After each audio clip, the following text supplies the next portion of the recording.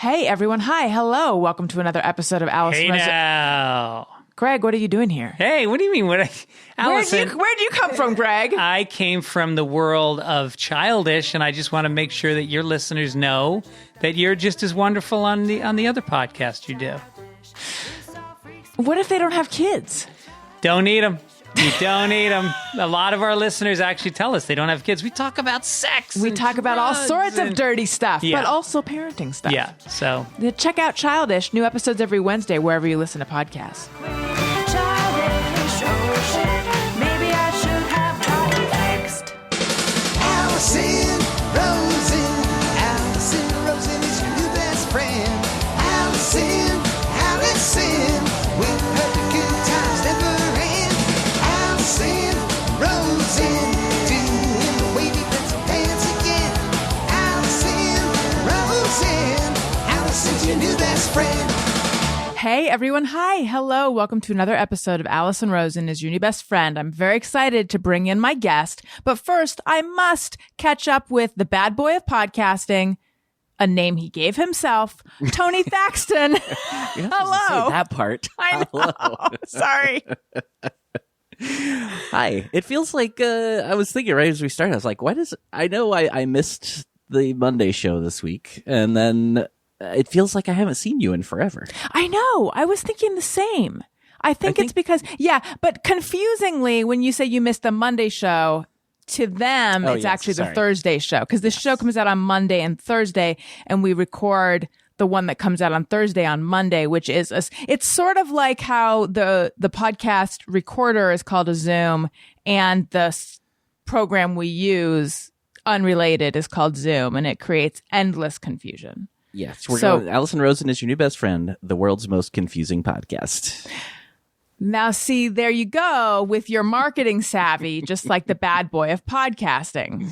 You posted a photo, Tony, and you captioned it, the bad boy of podcasting.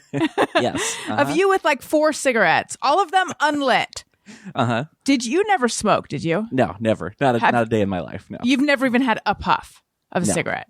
No. It's I despise cigarettes. Always have. Somehow I felt like did you ever claim to be straight edge? Were you straight edge? No, I never made that claim, but I more or less was for, because I didn't drink until I was 21. And I actually was already 21 for a little while before I even had drank, but, I don't know. I never called myself straight edge though. You've never even been I don't mean to like push smoking on you or anything, but you've never even been curious about it? No, because I have asthma too, so like that already makes it very unappealing. Because anytime I would be around it when I was younger, it just didn't sit well with me. So you're a real bad boy. Yeah, I don't got to do the stuff that's cool. I'm just naturally cool. You've got asthma. That's right. You drank. Not until you were legally able to. Well, this is all very interesting. I'm glad to have you back. It does feel like it's been forever. Yeah. I guess it was last week you and Daniel. Is that why it feels even longer too? Was that just you and Daniel? No, it was Nicole Thurman. You were there. Oh yeah. Dude, why does that feel so long ago? It does. I don't know. Because time is confused and distorted. Yeah. I see that you've Halloweened you've gotten up your You've put up some Halloween decorations.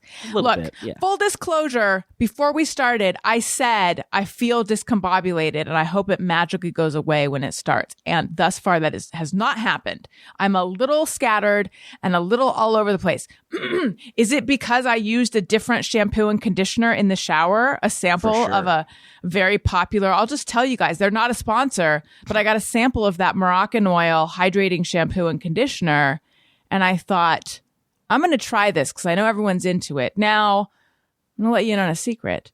I have been using Herbal Essence. Okay. And by the way, Prose is a sponsor and I have Prose in the shower and I do use it and I do love it. But I've discovered, and it makes my hair look good and it's soft. But I've discovered if I just use cheapo Clairol herbal essences, then I do not need to wash my hair nearly as soon as when I use a shampoo that doesn't like damage it and strip it. So I'm using a hydrating shampoo again today. My hair does feel soft and smell good, but I think I'm off my game because my hair smells so good. Yeah, that makes You know the how that most happens. sense. Yeah. Anyway, we need to bring in our guest in a second. But Tony, I have to tell you, and this is going to be, I know you love when I say something really vague and then I make you guess. Oh, So boy. here we go. Something I've started doing. I was a holdout. The young people are all doing it. And now I've started doing it too. And I'm like, I can't believe I waited so long. I think I already know what it is. Really? I haven't talked about it. No, never. I don't know. I don't know anymore. I was gonna go jump right to TikTok. Yes! Yeah, you've talked about this. What? I mean, not that you're on it now, but you've talked about like, should I get on? Oh, yeah. I see. Right. I thought this was apparently I did a certain Just Me or Everyone 2 weeks in a row, and I had no memory of that. So I thought this was another like, am I trapped in a wrinkle in time? What's happening? No. Yes, I talked about should I, shouldn't I? It was a real moonlighting. There's a young reference. Will I, won't I? With TikTok, I had downloaded it, and then Daniel, old no fun himself, had said there were all these. This is like 2 years ago, though. There's all these security concerns with it, so we should delete it.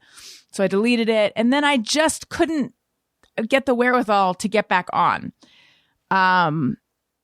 I don't enjoy watching reels on Instagram. I find they make me feel very annoyed, and I find them cringeworthy. And I couldn't imagine, I couldn't see, like, why am I going to enjoy TikTok if I don't enjoy reels?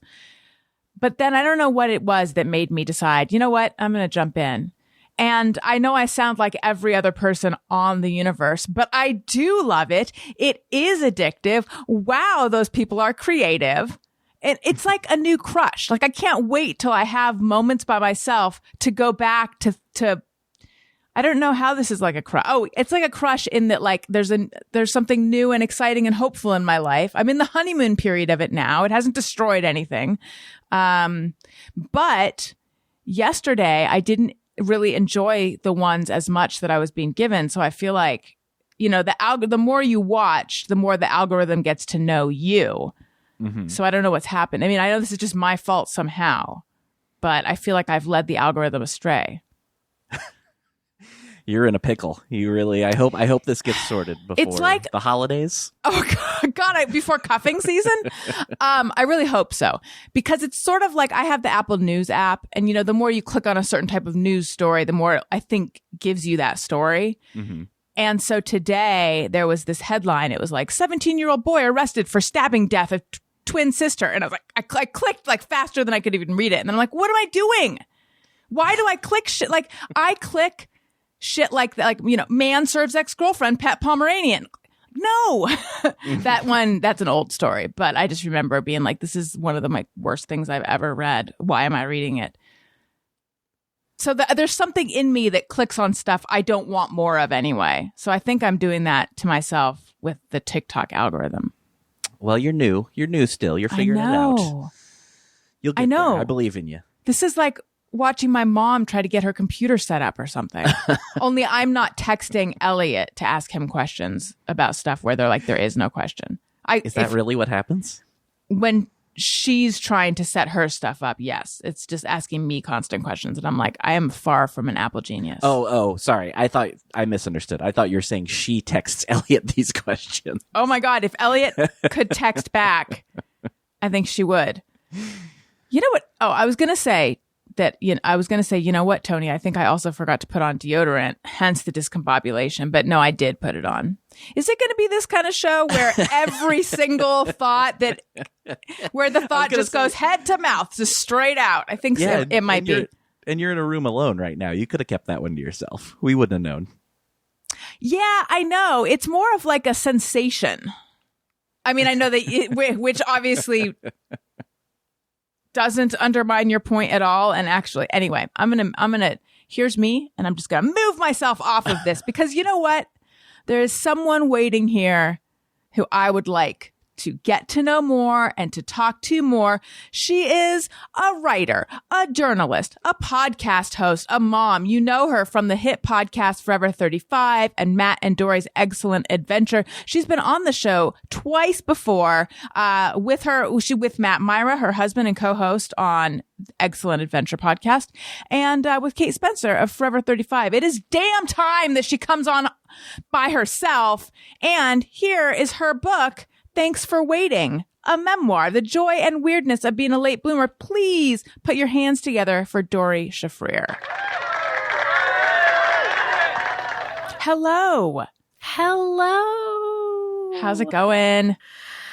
You know, everything you were saying about TikTok was very familiar to me. Really? I went through this recently, and Matt, my husband, as you just mentioned, would come in the room, and I would be like embarrassed and try to like close the app immediately, and he'd be like, "Are you on TikTok again?" And I'd be like, I was just looking, but yeah, that was very relatable. You know, you can click not interested on a video. Where is that? It's kind of hidden. You have to click as though like you were going to share it, and then it's like hidden in there. But you can say not interested. So if the algorithm like misreads you and you start getting a bunch of stuff you're not interested in, you can be like, nah. I did there's a couple ones that I saw where I wanted to see more of what this person more of the story. Yes, because they'll do like a 6-part. Yes, this led me down a horrible garden path where I suddenly started seeing a lot of like childhood trauma videos. Oh, geez. Yes. And I was like, no, there was just this one story that I cared about. Right. Yeah. So a couple times I wanted to see more of something, but I accidentally followed the person because I was unclear of which place to. So then I unfollowed pretty quickly, but that might be throwing me off. Yeah, I am getting a lot of psychological stuff. Although one that I actually enjoyed was a plastic surgeon talking about just like debunking myths and stuff. But I probably that's fun. It is, but I probably watched 25 minutes of plastic surgery stuff, and I'm like, I'm surprised it didn't mess up my algorithm.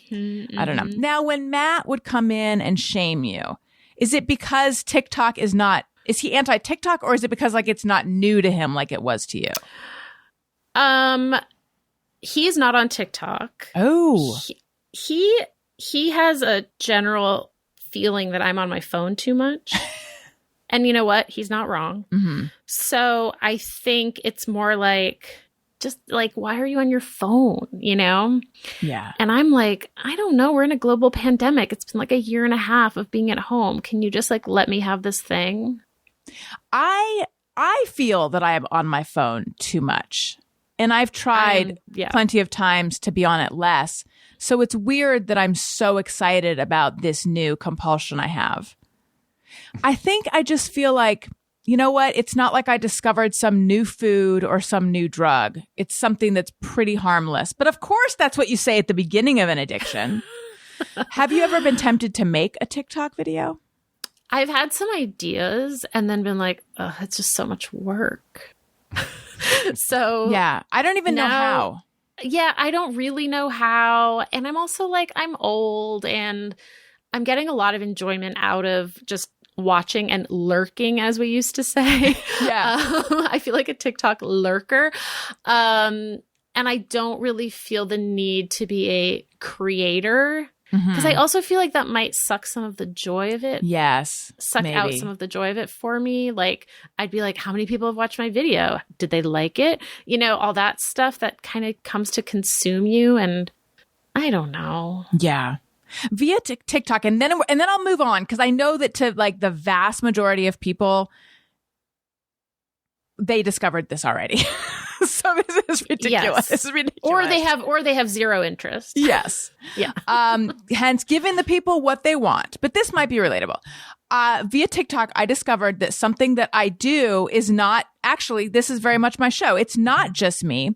Sometimes I will open the front door and place a bag of trash just right in front of the front. You go out our front door to get to our garbage cans. Mm-hmm. Instead of going all the way across to the garbage cans, I'll just put it right in front so that Daniel can do it when he's doing stuff like that. That's a not just me thing. Have you ever done that? I have done something similar, but I also have to remember, like, if Matt doesn't then take it out, like, you got to remember to take it, right? Or you'll have a problem. So, and also for anyone coming to your front door, now that there's a lot of people, the only people really that are coming to our front door are like delivery people or the mailman, which that's redundant. But still, it's like, oh, look, these people have a bag of trash. Right. It's kind of gross. It's also, totally our trash gross. cans are literally, I don't know, 10 yards from our front door. Like, it's really, I know. real close. I've started making the whole trip. I feel like, I feel like when I lived in New York, I would sometimes leave like a bag of trash outside my apartment door to like take to the trash room later, which is also gross. Yeah. One of my apartments in New York, and by the way, if anyone didn't know, I used to live in New York. I don't talk about it much. That's a joke because I talk about it all the time and people give me shit. I just miss it. I was very afraid of the trash room, and I was also afraid of the laundry room because they were both in the basement and they were both felt very sketchy. But you're in New York, you're not allowed to throw your trash in a public trash can. Right. Yes. But exactly. I know that I tried to a few times. I never got busted. I always felt like I'm really getting away with stuff. Well, that's good. Do you miss New York? Oh, yeah, for sure. Do you think of going back? Like to live? Mm-hmm. Like in a world where I don't have a toddler and you know what I mean? Like if my life were completely different, sure. But the way my life is now, no, I cannot see myself going back. I was there over Labor Day weekend for a family wedding, and I was there alone. And that was really fun because I got to just kind of like be footloose and fancy free in New York and pretend like I don't have all these responsibilities at home for a few days. So that was fun, but that is unfortunately not reality. Yeah. When you say, because I have this fantasy of getting back there someday, but I don't really know how that would work with two little kids.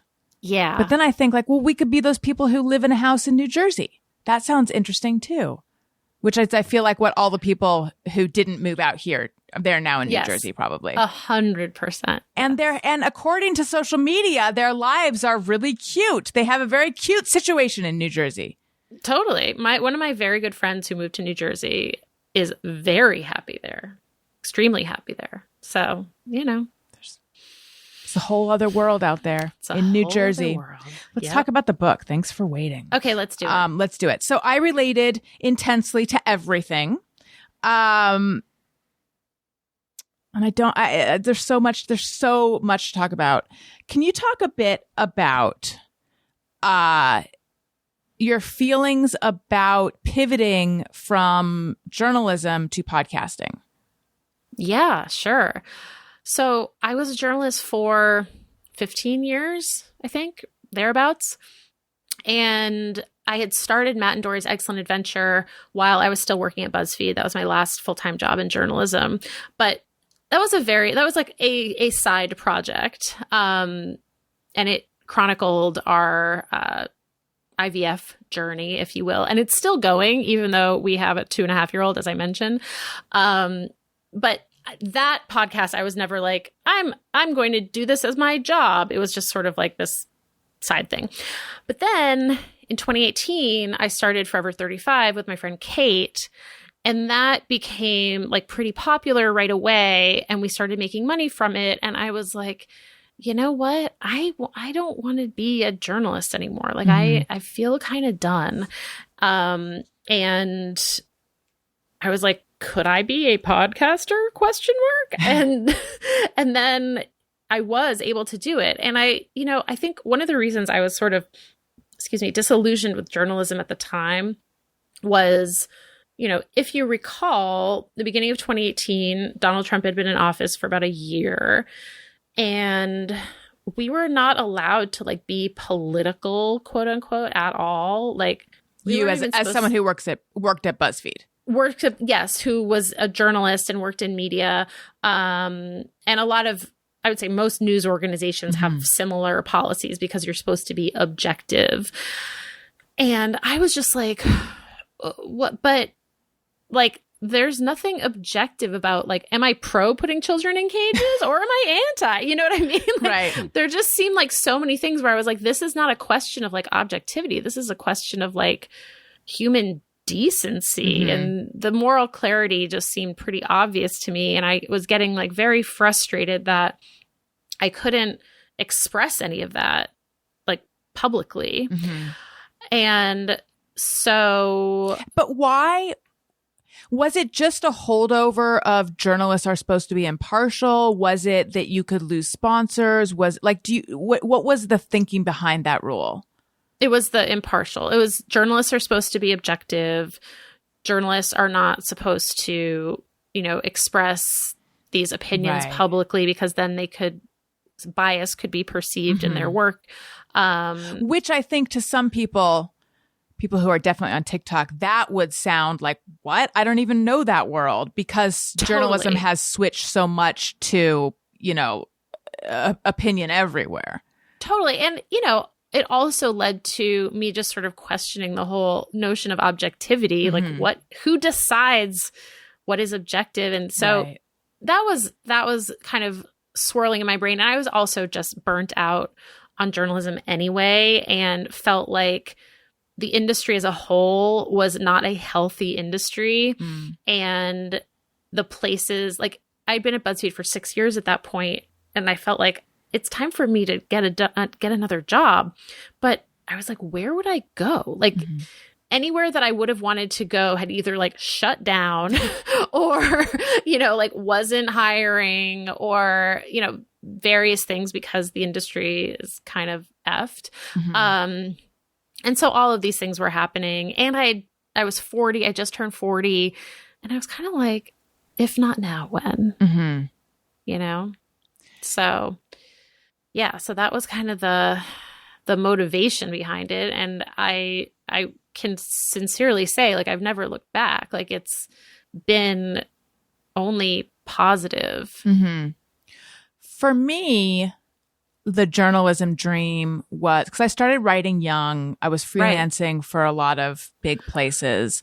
I moved to New York. I thought, but I have bylines from People and Rolling Stone. Like, I'm going to be the toast of the town. They're going to scoop me up. And that did not happen. I continued freelancing for a couple of years, and then I took a job at Time Out New York.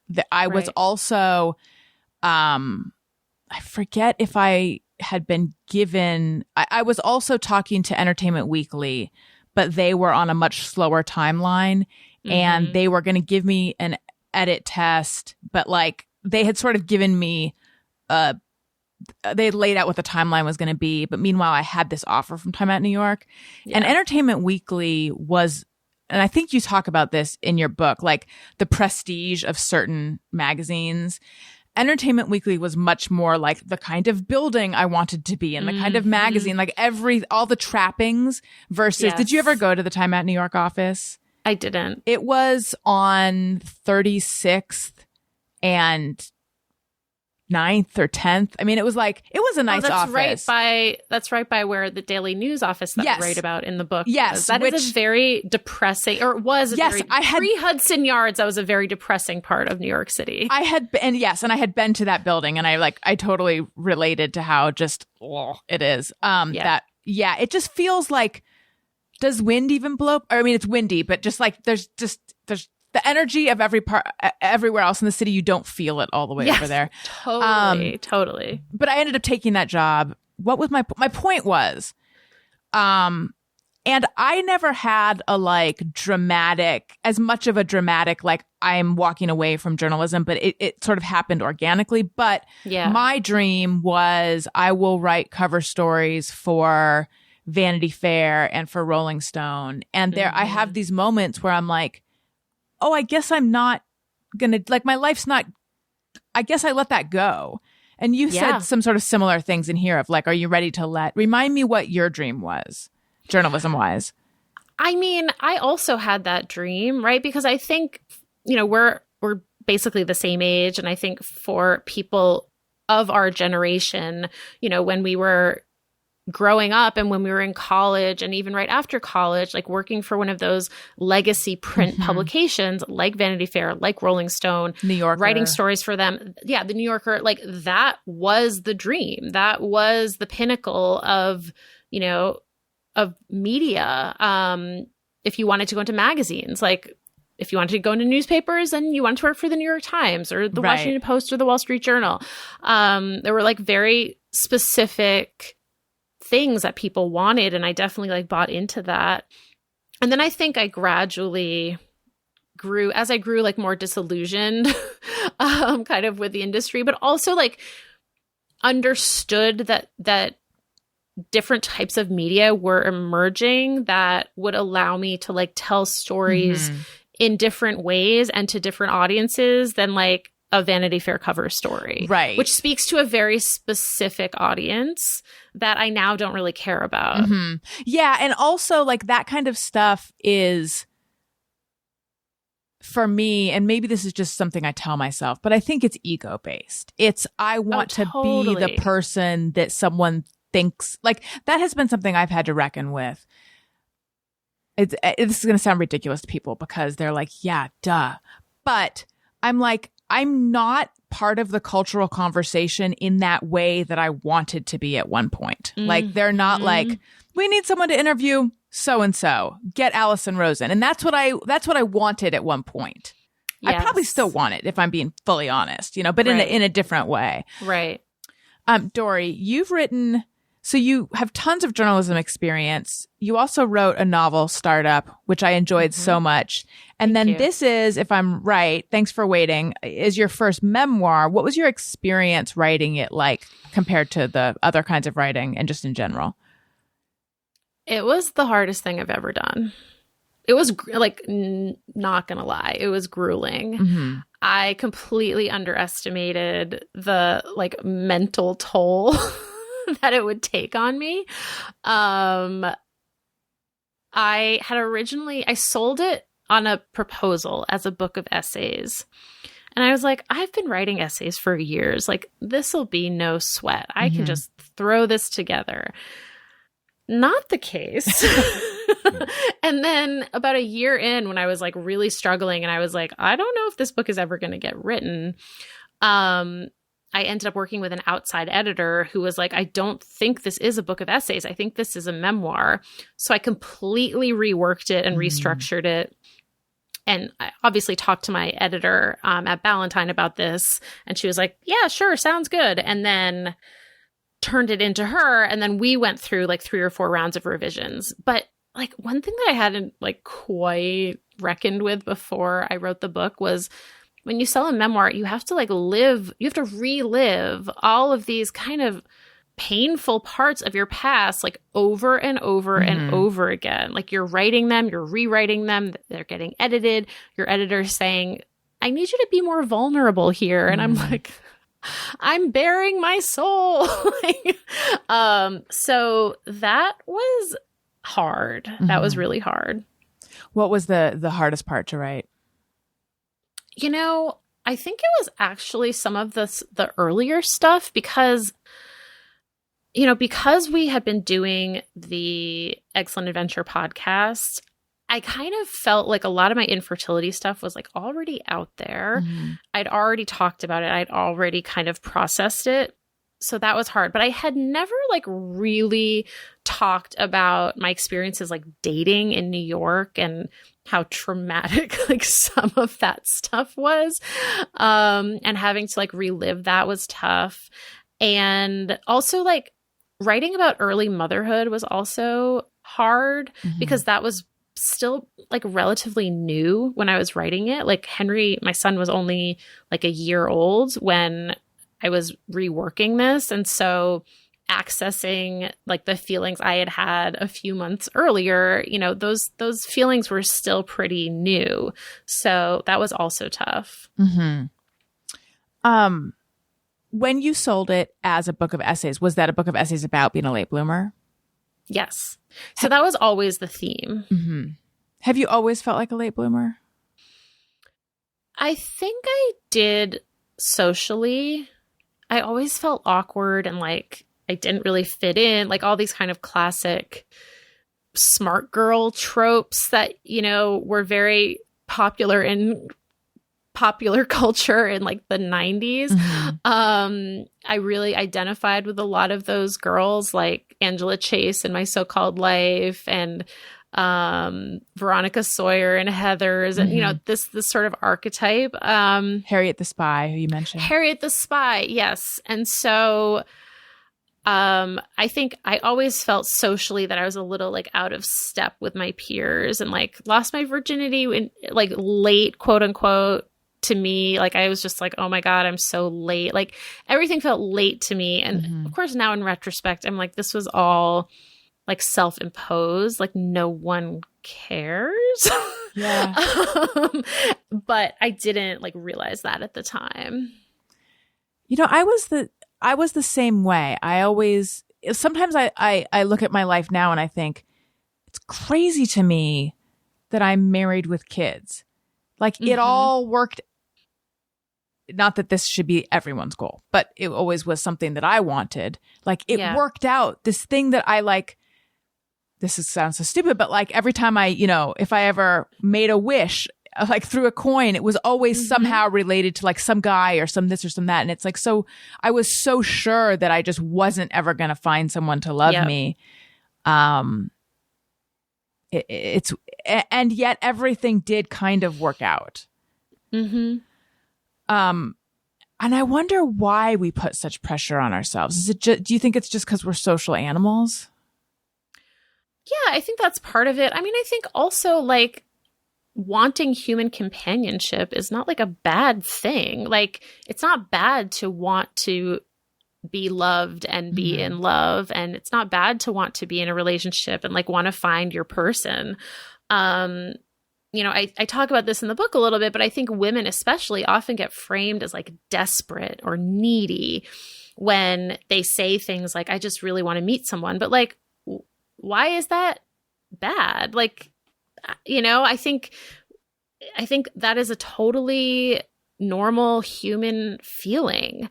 And it's also fine if you don't want to meet someone. Like both of those things are totally fine. So I think for me personally, I was like reacting to this feeling of like, wait, am I quote unquote just one of those desperate women? And that felt really bad to me. And so I had to sort of like reframe my thinking around that. It's funny. It's also funny you say that because sometimes like, because now I have mom friends who are like 10 years younger than me. Yes. You know, because I had my first kid when I was almost 42, and we're, you know, I love them. We're good friends. Our kids play together. But sometimes I look at them and I think, oh, like you had your kid at 32. Like I was staying out till 4 a.m. You know what I mean? Like it's just like funny to like think about where I was at their age, and they're like, now they're doing all the things that I'm doing, but I'm 10 years older than they are. Yeah. You know? I have a sister who's 4 years younger than I am. And a lot of times I'll think my mom friends are even younger than my sister. And my sister's, you know, not crazy young anymore, but in my mind, it's like, I have felt the same thing. And my sister's 7 years younger. And I'm like, oh, so my sister's 37. And I've been like, wait, these like my like two best mom friends, or my three best mom friends, are all 34 or 35. Yes. And then another thing we have in common, I can't remember if this came up the last time you came on, but so everyone knows I did, you know, extensive fertility stuff like you. And there's this one clinic in Colorado which is known as the best. I don't know why. Are their rates higher? I don't mean price, although it probably is, but like they're just known as the best. And there was one point where I had a consultation with them. I didn't actually go out there. It was just phone, but I thought of switching. And you talk about at one point doing that as well. Yeah. And I'm glad I didn't because it all worked out. But there was one point I was just discouraged. I mean, there's so many different things that can happen in the course of IVF, of all of that stuff that are discouraging. It's like such it's so what's the word? Overwhelming and engrossing, and it becomes its own thing. Like I don't even, there were points at which I'm like, is it that I want a child or I just want things to work? Totally. And you feel like you've been doing it for so long Yeah. that you're just like, can't this just work already? Yeah, totally. Do you, so when we last talked, you had one embryo left and you were talking about keeping it frozen. Something had been picked up on it that like years before it Yes, would have yes. tested as a So normal embryo. We ended up transferring it and it didn't work. Oh, I'm sorry. When was So that? that was a bummer. That was in May, I think. Of this year? Mm-hmm. Oh, so that's very recent. Yeah. I'm so sorry. Oh, thanks. So how are you feeling about all that? I mean, not great, but I'm sort of like coming to terms with it. Mm-hmm. Are you considering doing more stuff or? I think at this point, like if we just had one factor, like if it was just that Matt's sperm wasn't great, but I was like 32, or if Matt had great sperm and I was old, then like that would be kind of different. But like at this point, we have so much working against us. Like I'm 44, Matt has shitty sperm. Like it's just not a great combo. Mm-hmm. And so it's like we would just be throwing money away. Yeah. And I don't really want to do another I don't want to do another round of IVF. Like it's too much. Yeah. Yeah. Then you get to a point where I got this hair up my butt where I'm Totally. like, oh my God, what if I could have a third? And I swear to God, the only reason I thought that is because I knew that I couldn't. It really was just me wrestling with biology and with life. And my Yeah. period was very late one time, it's perimenopause, but I got it in my head that like, oh my God, what if it's like a miracle? Like what if I get pregnant? And then I was like very disappointed when it turned out that I wasn't, but of course I wasn't. And so then I went down this road of like, what if we could? And I even emailed our fertility doctor. And she was on vacation. She's like, when I get back in the office, I'll look at all your stuff again. But if you're between day this and day this of your cycle, why don't you stop by the office? We'll do an ultrasound and see where you are. And just reading that, I was like, you know what? I don't want to. I don't want to count my follicles. I don't want to do all this again. And also, like you're saying, like I know it's not going to work because the last two retrievals we did, we got nothing, and that was just throwing money away. So Yeah. it really was, I think, just knowing that I couldn't. I'm a real Yeah. I want what I can't have kind of person.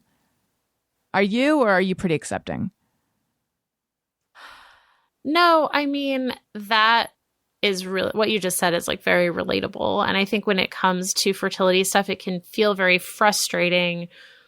I think as people who are used to not like always getting what we want, but there's this expectation that if we work hard and we like want something badly enough that like we can probably make it happen. And like that just doesn't work with fertility stuff. No, but the illusion of that is there because you are working hard at something. I remember I was going to a trainer, and you know who this is, for a period of time years ago. And it was the first time I'd ever gone to a trainer. And I was really into I just jumped in. I was like 110%, like just super into all aspects of it. And I'm like, I am like a specimen that I wasn't in perfect shape, but for me, and I was drinking water and I was just being so regimented and so diligent. And I was doing fertility stuff at the time. And I told myself, because I'm like taking control of all these things having to do with my body, this is going to be like the best ever. It's going to be the best ever cycle. I fully bought into having that kind of control. And then I got a call saying, we're canceling the cycle. Your luteinizing hormone was sky high or something like that. And I felt so betrayed by everything. Like, as it turned out, meditating and blah, blah, blah, and all, like, it hadn't affected my hormones at all. Of course. Wow. Yeah. Did you ever do acupuncture? I did do acupuncture, and I was just going to mention something like you just alluded to, which is like when you're going through fertility stuff, wanting to find other aspects of your life that you can take control of, because all the fertility stuff just feels like you have no control. So that feels very like relatable to me. It's just like bringing me back to that time. I did do acupuncture. You know, I don't know if it's like one of those things where you're like, sure, I'll do it, but you don't know if it like actually does anything.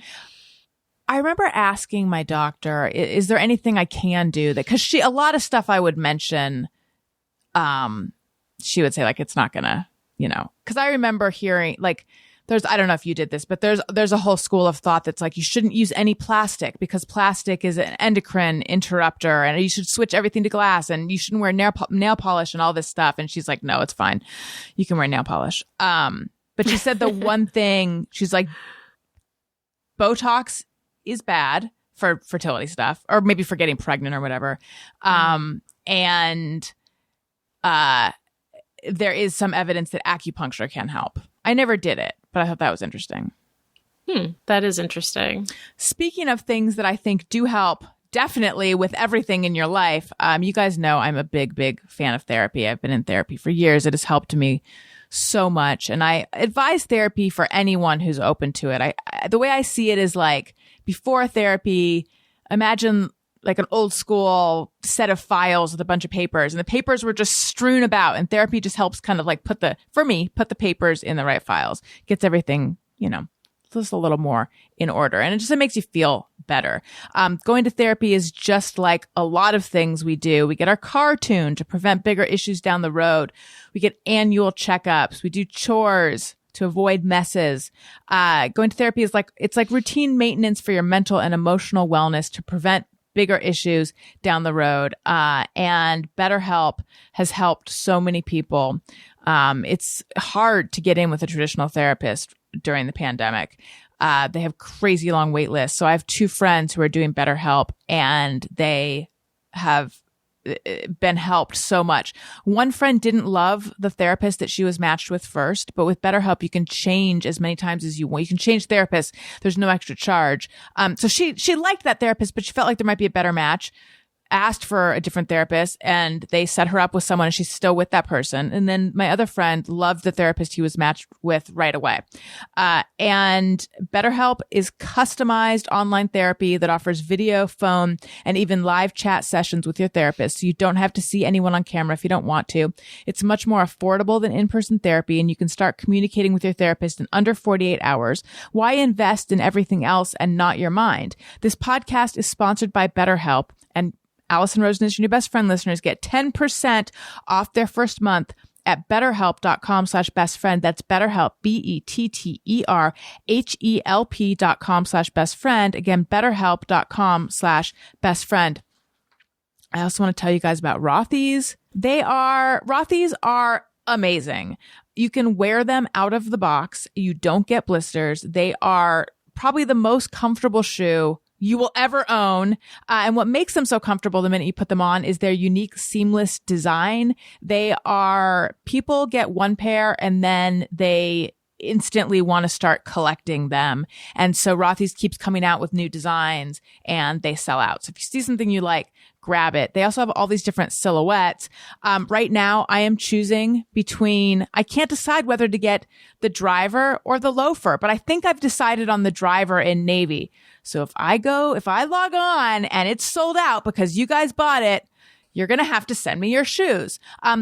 Rothy's are fully machine washable. They're made out of recycled water bottles, which sounds crunchy, but they're amazingly like soft yet durable. If you feel what they're made out of, you would never think that it's water bottles. It's crazy. And then also, Rothy's shoes aren't just for women anymore. They now sell men's sneakers and men's driving loafers. To help you welcome fall season in style, Rothy's is doing something special. That's right. They gave us the chance to share this super rare opportunity with our listeners for a limited time. Right now, you can get $20 off your first purchase at rothys.com/Allison. That's Rothys, ROTHYS.com/Allison. Head to rothys.com/Allison to find your new favorites today. Okay. And we are back. So you have now been doing Forever 35 for how many years? It'll be 4 years in January. That's awesome. What are some of the challenges you find in having done it this long now? Well, I mean, you've also been doing. How long have you been doing this show? I actually recently mentioned it, and I gave the wrong year. It started as a streaming internet show when I lived in Brooklyn, and that was in 2010 that I started it. Wow. And then it came back as a podcast in 2012. So yeah, it's been 9 years as a podcast. And of course, I have self-serving reasons for asking that question because I also, it's like, well, I have my own answer, but I'm curious how you feel. Let me change my question. My question is, how do you feel now going into your 4th year? Congratulations on that. Thank you so much. I feel really lucky because Kate and I were friends before we started Forever 35, and we had actually been in like a 2-person writing group when I was working on my novel and she was working on her memoir about her mom dying. And so we had like kind of worked together, but not really. Like I didn't know her super well. And so in a way, like we were both taking kind of a big risk, like going into business with someone. And I can say that like it's just gone really well. And so I feel really lucky that I have this co-host and business partner who I trust 100%, who is just like she's just the best. So that makes it really easy. Mm-hmm. Like I feel like, people always ask us like, do you guys fight about stuff? Like, are there things you disagree on? And I think we both have this perspective of like, is this the hill I want to die on? You know what I mean? And like, basically like picking your battles. Mm-hmm. And so there will occasionally be something where we disagree. And either I'm like, you know what? This isn't really such a big deal to me. And I'm like, that's cool. Or I'm like, actually, like, I have to like put my foot down about this. And then she's like, oh, I see. It's like really important to Doree. But those things are so few and far between. But I think that is what has kind of kept us going.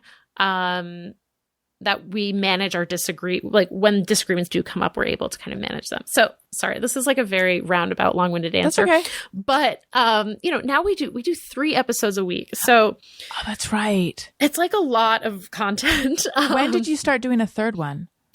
We started doing, so when the pandemic started, we started doing a daily podcast called Here For You. That was like on a separate feed. And we were like, we're just doing this like pandemic podcast for a month because then the pandemic will be over. Right. And after like 2 months of doing this daily show, we were like, this is like not ending anytime soon. Just like how Matt and Doree's Eggcellent Adventure was going to be a limited series. Yes, exactly. I keep Maybe getting 6 myself episodes. into this situation. And so we were like, okay, we can't. And at that point, we were doing 2 episodes a week of Forever 35. So we were like, okay, we cannot do a daily podcast anymore. Like this is too much. Yeah. But we could add a 3rd episode of Forever 35. So that was like last summer. So summer 2020, we started doing the 3 episodes. And, I think there have always been times where I'm like, are we going to run out of things to talk about? Like, but we somehow don't.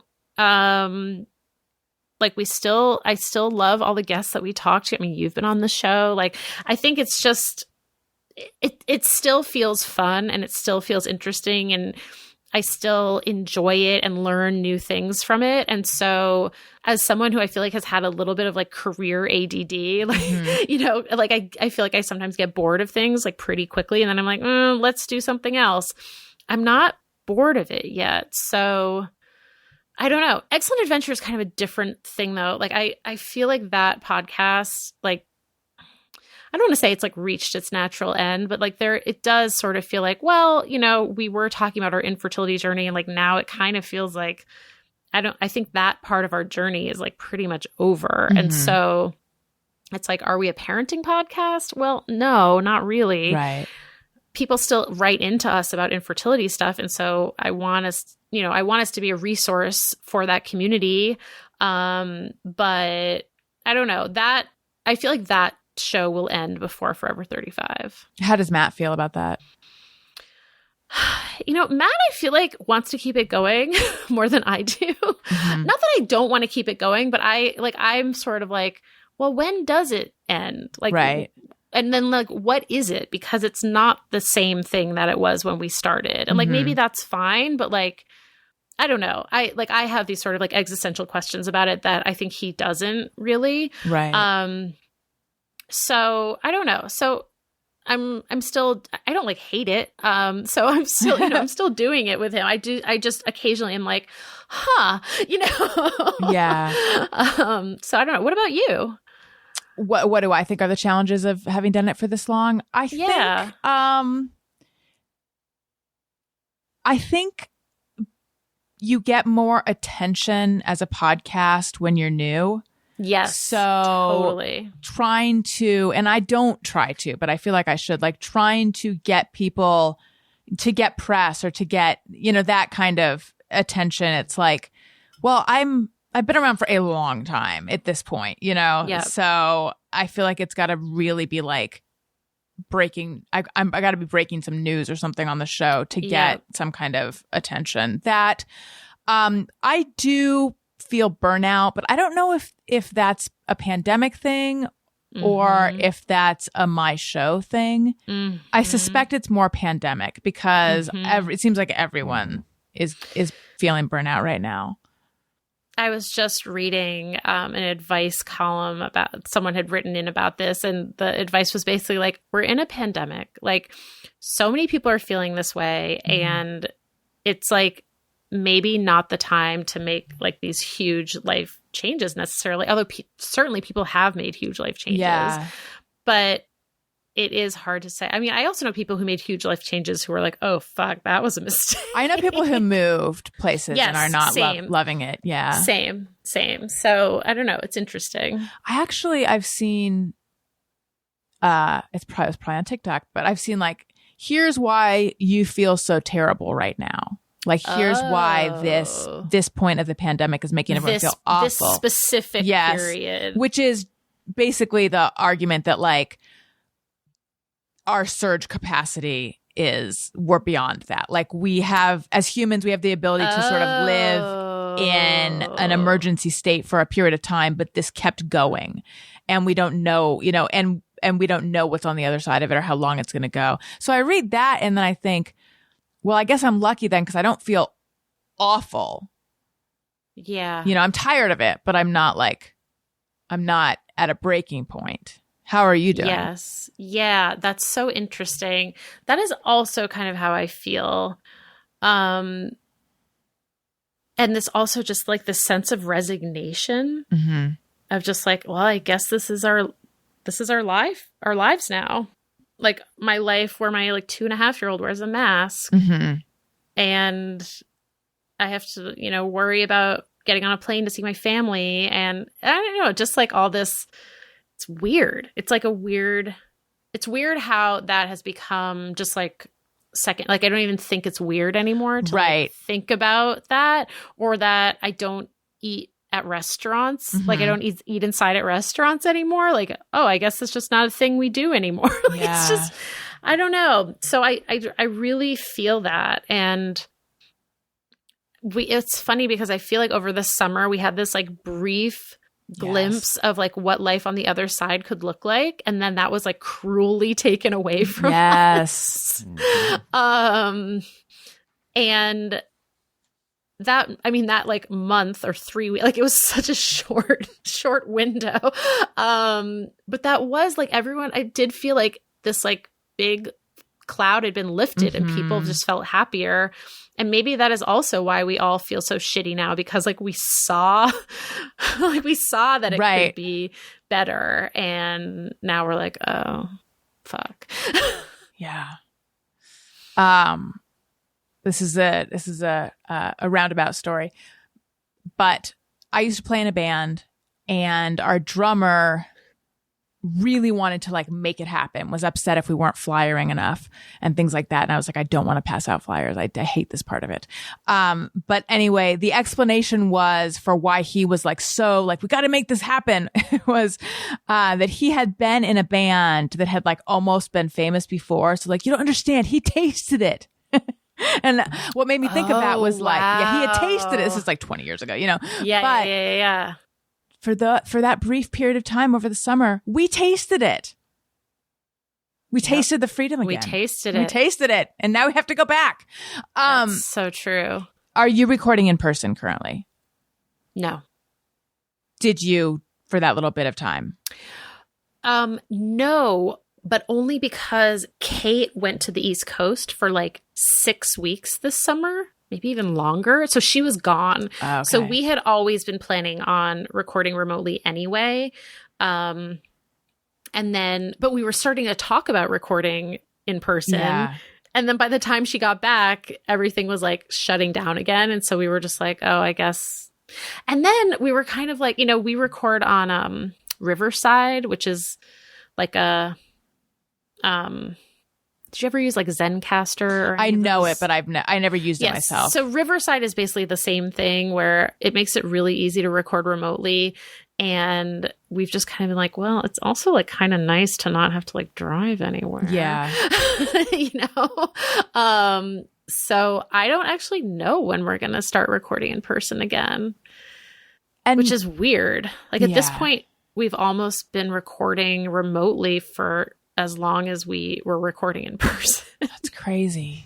Yeah. And Matt, when did Matt get COVID in relation to our taste of freedom and then locking down again? So Matt got COVID in January. Okay. Matt got COVID like before, like when the only people who were vaccinated were like healthcare workers. And there was, I don't know if you remember, there was like a surge in LA around Christmas. Yeah. And so everywhere. He got it during that period. But I didn't get it, and my son didn't get it, and our nanny didn't get it. So that was really lucky. And he had like a mild case, quote unquote, but it still like knocked him on his ass, you know? Mm-hmm. And I feel like we've been seeing that now with people who are getting these breakthrough cases where they're like, oh, COVID sucks. Like, yeah. Like I'm vaccinated. I had a mild case and I still like couldn't get out of bed for a week or whatever. Mm-hmm. Like it's no joke. Right. So. Yes. That what I've been hearing. But there are some people who it really is nothing. Like they lose their sense of smell. Yes. And they feel a little weird. But I know of plenty of people who are like, it's the sickest I've ever, who are vaccinated, who say it's the sickest they've ever been. Yep. I didn't know that you had it. Do you know where you got it? Oh, I didn't have it. Oh, you're saying if. You're saying like other people say. Yes, other people say. Yeah, no, I did not. I did not have a breakthrough case. Okay. Yes, I didn't think you did, but then I got confused in the, like I said, discombobulated. It's the hair. It's the hair. It's the fucking shampoo. Tony, why did I do this to myself today? I don't know. You didn't text me and ask me ahead of time. I just went ahead. Just use that sample. We have some questions that listeners sent in on Patreon. I'm on Patreon, patreon.com/Allison Rosen. All sorts of fun stuff there. Episodes of my bonus podcast, The Friend Zone. You can see videos of the Thursday show. This video is going to be on YouTube, youtube.com/Allison Rosen. So make sure you're subscribed there. There's a level where you can text me and I'll text you back. You can submit carbs for the Thursday show. And if you sign up for a year, an annual subscription, you get 2 months free. Lots of people have taken advantage of that. It's a good deal. So 12 months for the price of 10. And also you can submit questions for my guest.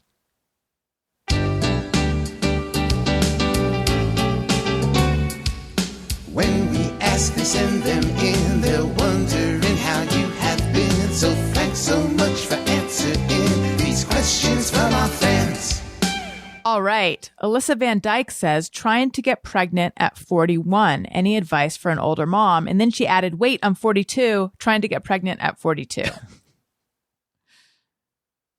Trying to get pregnant at 42. Yeah. Any advice for Any an older- advice? Yeah. I feel like our advice is going to be the same. I mean, I think I guess my advice to you would be to think about, like, do you have a plan for what you're going to do if it doesn't work out? That's like my number one advice always. Like, and how long are you going to try for? And I think it's just, I don't know. I feel like I don't have great like advice because it's really hard to get pregnant at 42. Like it just is. I don't know. Allison? My advice is just go to a fertility clinic. Well, yeah. Yeah. If you haven't explored that already. Right. And maybe, and she's is a longtime listener, so maybe she has already. Yeah, I mean, I think Doree's advice is good. I think I didn't realize when I first went to the clinic, I didn't realize this might not work, but it might not work. But then, you know, you and I were both very lucky and it did work. Yeah. So, but I did get to the point where I was like, this is not going to work. This is definitely not going to work. And I need to like figure out what my life will look like if this does not work. So. And you were going to get lots of dogs, right? I was going to get so many dogs. I love that. So many dogs. Do you think had you gotten to a place where you were going to truly be okay? Either way. I mean, I definitely gotten to a better place. I'd gotten to a place of acceptance. Mm-hmm. I don't know if I'd gotten to a place of like excitement necessarily, but I was like, I will be okay. Like my life will go on and I will be able to have a rich and fulfilled, happy life. Yes. It's not going to be the life that I thought I was going to have. It's not going to be the life I was picturing. And I can still mourn that life. Mm-hmm. You know, I can still be sad that I didn't have that life, but it will be different. And I'm kind of going through that now with like, you know, having a second kid, which is like looking less and less likely. And so just kind of like reconciling myself to that. Mm-hmm. You know, I think everyone strives to live in the moment, Mm-hmm. but doing fertility stuff like makes that impossible. Totally. Yeah. It's a real mindfuck. Yeah. Whitney C says, when, if ever, did you start to feel like an adult?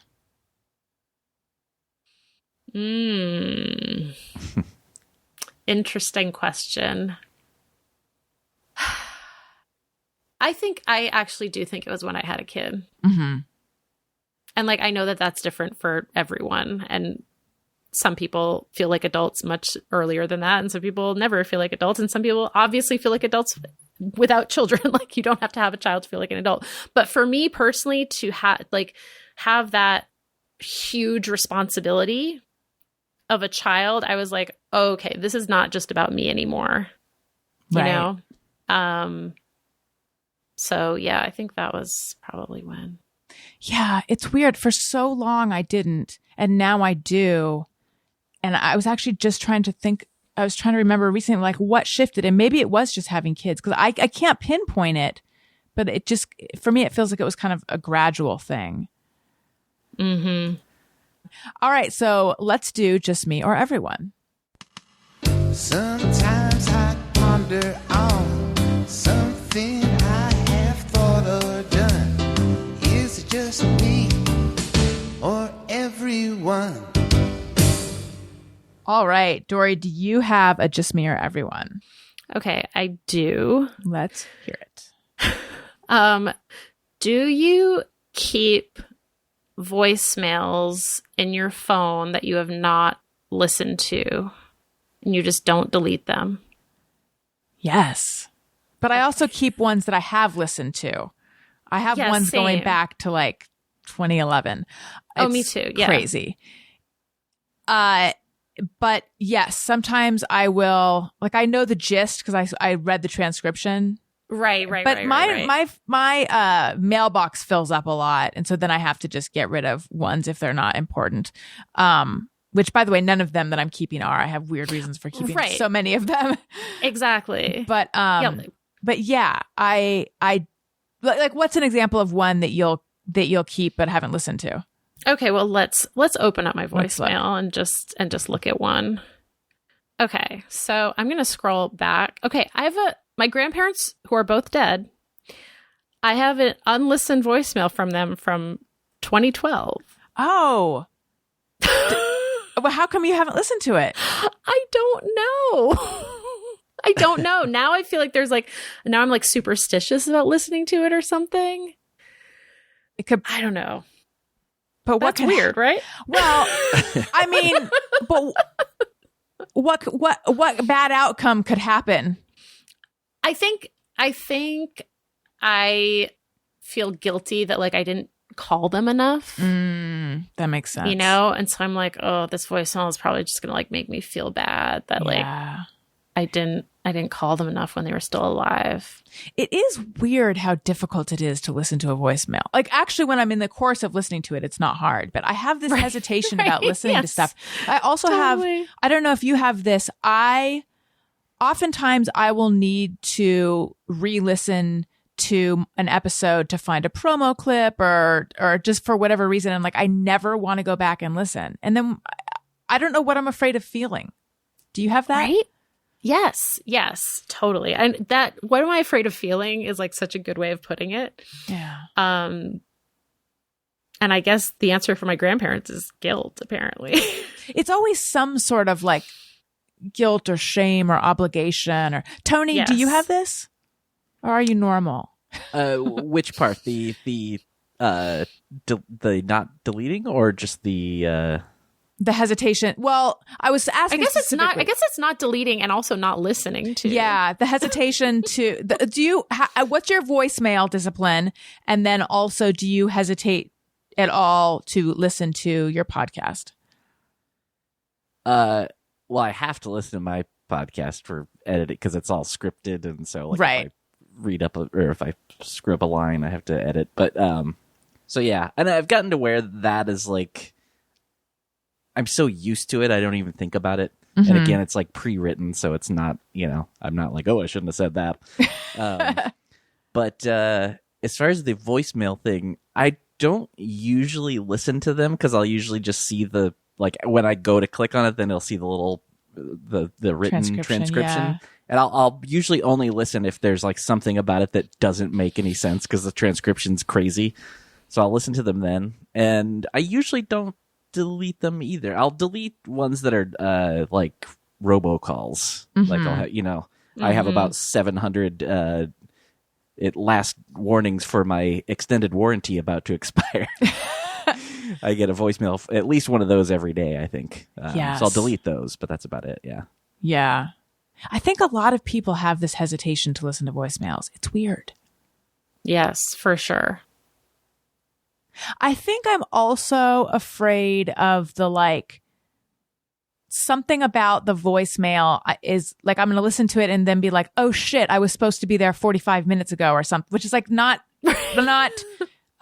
congruent with the current way we're living. So what is this trauma we're all carrying around regarding voice memos? I don't know because, I remember like when growing up when we had answering machines, I could not wait to listen to the answering machine messages. I would call into it all the time. Yeah. From various places on campus. Maybe it was like the element of surprise. Like we didn't know who had called. So it was like, it could be anyone. Whereas like voicemail, we're like, oh, it was like so-and-so. Okay. Like it's just not as exciting. Do we all feel guilty all the time? Because it's occurring to me that that's what happens when you see a name on your phone, like a friend. I instantly feel guilty. But why? I think I might have a theory on this with the voicemail. Like you're saying how it's not as exciting now as it was when we had answering machines and stuff. it's so easy to reach anybody at all times now through text and That's so email and true. stuff. And then back Yep. then it was a lot harder. It was like phone was the only way. So it was kind of, whereas now I feel like if somebody calls me, it's usually like my phone. I rarely get phone calls. It's usually a junk Right. call or something important. Yeah. So like, yeah, that's my thing. Sometimes like, oh, so-and-so's calling me. I hope everything's okay. Tony and I have talked on the phone once when I called you. No, I was going to say, did you have that feeling when I called you? But you probably didn't, because I think I think sought we were, your like, consent. mid-text or something. Yeah, I'm like, I'm going to call you. which is also the funny thing everybody does now too. It's like just calling someone is so rare. It's usually gets a text ahead of time. Yeah. Is it okay Totally, if I call yeah. you? Yes. Which is so funny. Yes. Or scheduling I a never leave a voicemail either. I'm like, hey, just call. I like text someone. Just tried you. call. Yes. You know? Where are you guys with the voice memo feature? Oh, like texting sending- that to someone? It's sending a voice memo as a text. I have a couple friends who do it. I don't do it. Yeah, pretty much the exact same boat. Yeah. Well, and I am going to name drop my real life friend, Mary Lynn Rice Cub, who came on as a guest, and then we pivoted to real life friendship, and I like to drop her name all the time. She's probably my only voice memo friend where we voice memo each other a lot, but it really does feel like a conversation without the having to be on the phone of having a real phone call. But we've even talked on the phone a couple times, and I've enjoyed it. Now I'm really just bragging about being friends with someone you might have seen on All some right, shows. Allison, we get it. You're cool. I mean, she thinks so. Okay. Okay. Wit Yao says, I accidentally scare people because of how quietly I move around. Always feel bad when it happens. No, I don't think I scare people, but I am the jumpiest human being in the whole world. So I'm constantly being scared by the movement of other people in my house. What about you guys? I'm the exact same as you. Like, my husband, who is like not a small person, will almost every day like scare the shit out of me. Because I'm like wrapped up in something, and like suddenly he's behind me. I'm like, ah, Yeah. and I just like don't hear him, or just am like not paying attention. So yes, I relate to your feelings about this, Allison.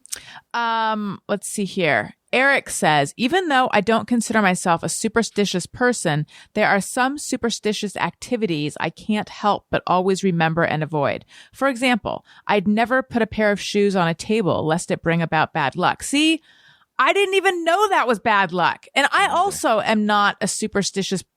I think I can no longer say I'm not a superstitious person.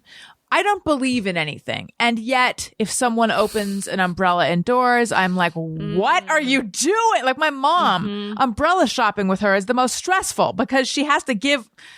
It's been a long time since we've umbrella shopped together, but we have before. She has to take each umbrella. She has to give it a little spin. So she's got to open it in the store. And I'm like, what are you doing, lady? It's so bad. Superstitious wise. What about you guys? It's funny because one of my only superstitions also has to do with shoes. What is it? I always put my left shoe on and then my right shoe. Interesting. I don't totally know. I think it's like a luck thing, but that's just like I read that somewhere when I was like a kid, and I've just always done it that way. I do always put mascara on my right eye and then my left eye. And yet I put on eyeliner, left eye, and then right. It's all backwards. Tony, are you superstitious? I don't think so. Like those things, like you were talking about the umbrella thing. Like if I see those things happen, like I'll think like, oh, you're not supposed to do that. But that I don't really like believe it or anything. And I don't think I really have any of those things. What about if a black cat crosses your path? Are you totally cool with that? Yeah. I see one in my neighborhood all the time, and I don't think twice about it. So, Even if it literally crosses your path? yeah. I used to live with a black cat also, so I feel that maybe that Did that was, work out for you? I mean, I'm still here. Okay, everyone at least needs to go to youtube.com/Allison Rosen if you're not there yet, and then go to whatever minute this is so that they can see Bentley, your stuffed animal looking plump nugget of a dog in the back He is corner. passed out. So cute. Oh, he's so cute. Thank you. Doree, thank you so much for joining the show. This has Oh my been gosh. so much fun. Okay, I have to tell you, I always feel like it's not my best interviews when I'm like, when I make it about me and when I'm like, I relate to this and this and this and this, except I did relate to so much.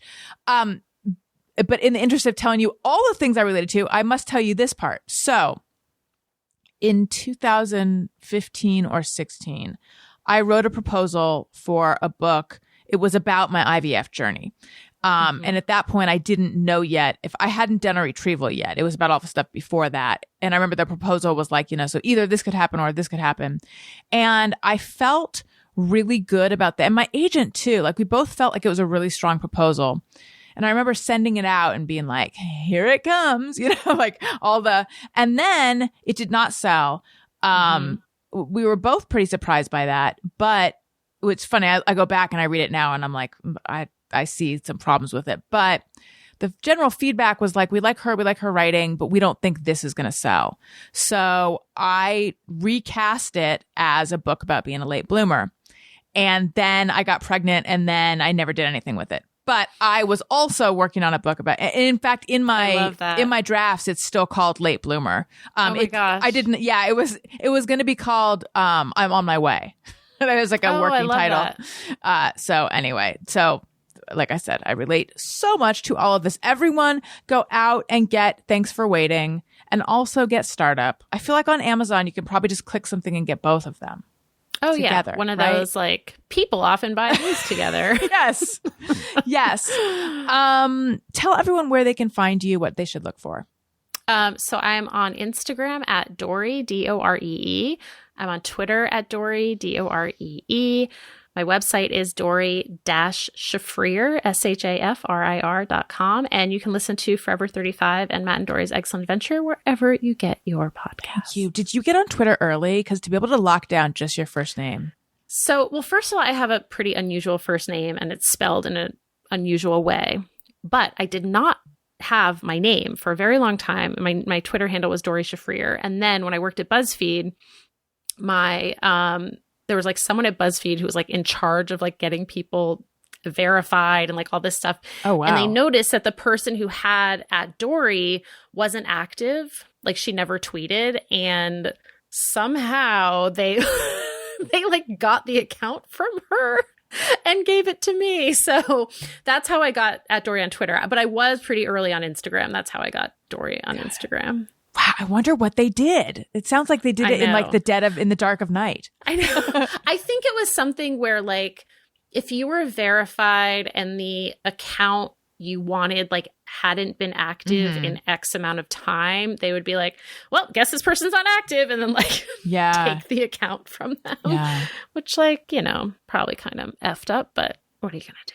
Are you thinking about another book? I am thinking about another book. I think whatever I write next will be fiction. Follow me on social media at Allison Rosen on Twitter and Instagram. If you like what you're hearing, or even if you don't, honestly, just if you heard this, please make sure to subscribe or follow or whatever you call it in your app of choice. Leave us a nice comment on Apple Podcasts. That helps the show so much. Tell your friends, listen to my other podcast, Childish, that I do with Greg Fitzsimmons. And, Tony, did I forget anything? I mean, I know I forgot to ask you, which I'm going to do, but I just mean in my own stuff, did I forget?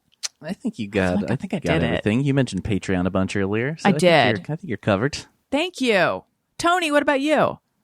I'm at Twitter and Instagram at Tony Thaxton. and my podcast Bizarre Albums every Tuesday, and I'll be in October 22nd. Right? Is that the right date? Yes, October 22nd in Chicago at Subterranean with Don't Stop or We'll Die, and the Sloppy Boys are playing also. And that is almost sold out. So if you've not gotten tickets for that and you live in Chicago. My discombobulation. Did you use my shampoo? Your hair does look very sleek. I think that's it. I think that's it for now. All right. Doree, thank you so much. It was wonderful talking to you. Listeners, thank you for listening. You matter. I love you. Goodbye. Hey, do you know about the Allison Rosen show? We had a good time, but now we gotta go. Yeah, Allison Rosen is your new best friend.